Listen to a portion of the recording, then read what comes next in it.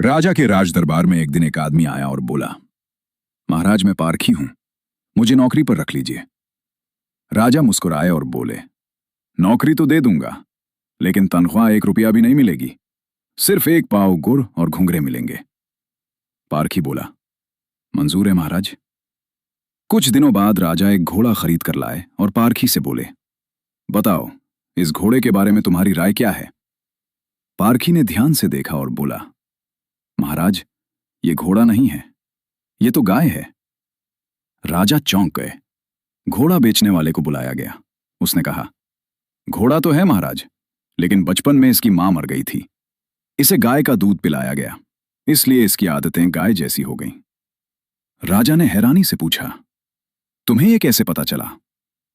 पारखी बोला, महाराज ये चलते समय गर्दन नीचे करके घास खा रहा था।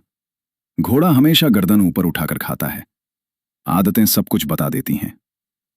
राजा बहुत खुश हुए और बोले, आज से तुम्हें आधा किलो गुड़ और आधा किलो घुंघरे मिलेंगे।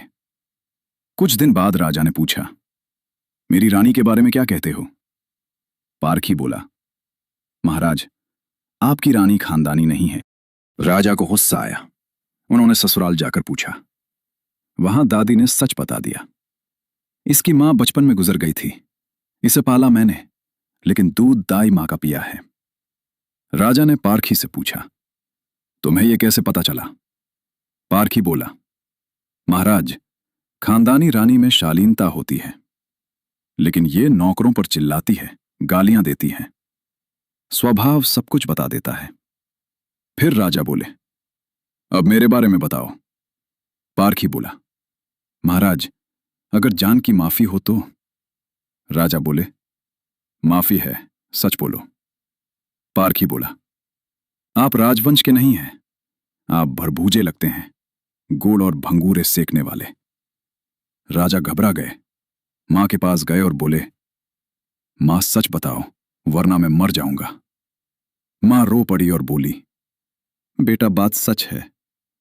जिस दिन तू पैदा हुआ उसी दिन एक भरभूजे का बेटा भी पैदा हुआ था। तू मर गया था और राजवंश बचाने के लिए मैं उसका बेटा ले आई। वही तू है। राजा ये सुनकर दुखी भी हुआ और मुस्कुराया भी, क्योंकि अब वो सच्चाई समझ चुका था।